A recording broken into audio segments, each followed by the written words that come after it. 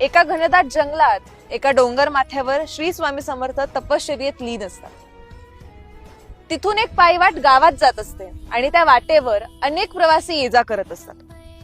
स्वामी जरी ध्यानात असले तरी त्यांच्या करुणमय नजरेतनं कुणीही वाचत नाही. जेव्हा कुणी त्या वाटेवरनं जायचं तेव्हा स्वामी त्यांच्या अंगावर मौल्यवान रत्न, सोन्याचे तुकडे, प्रसन्न आशीर्वाद स्वरूपात काही ना काहीतरी टाकतात.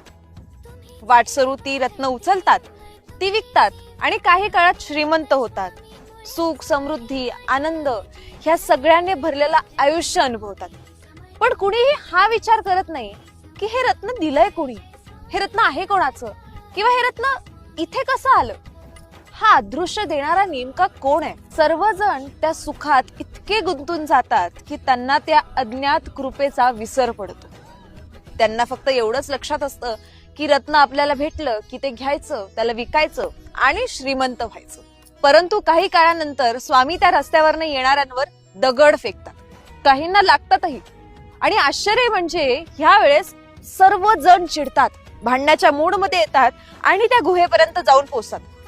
जाब विचारायचा आहे म्हणून म्हणतात, हे कोण आहे ज्यांनी आमच्यावर दगड फेकलं, का फेकले, याचा जाब आम्हाला मिळालाच पाहिजे. स्वामी शांतपणे त्यांच्या समोर येतात आणि बोलतात, बाळांनो, रत्न दिली तेव्हा कुणीही हे विचारलं नाही की ही कुणी दिली, का दिली.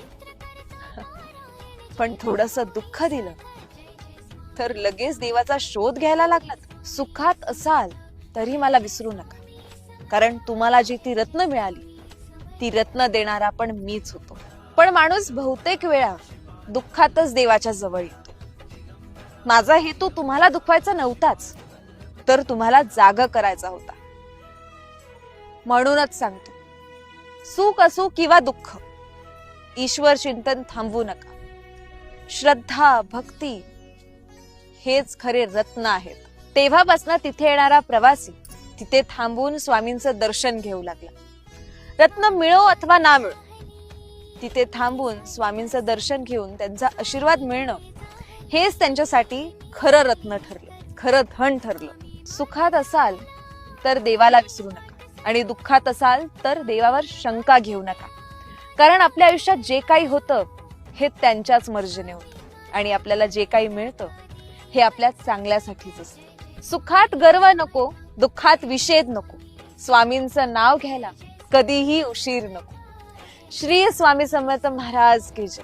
ही होती आजची गुरुवार प्रेरित कथा. भेटूया पुढच्या गुरुवारी. तोपर्यंत श्री स्वामी समर्थ. जय जय स्वामी समर्थ.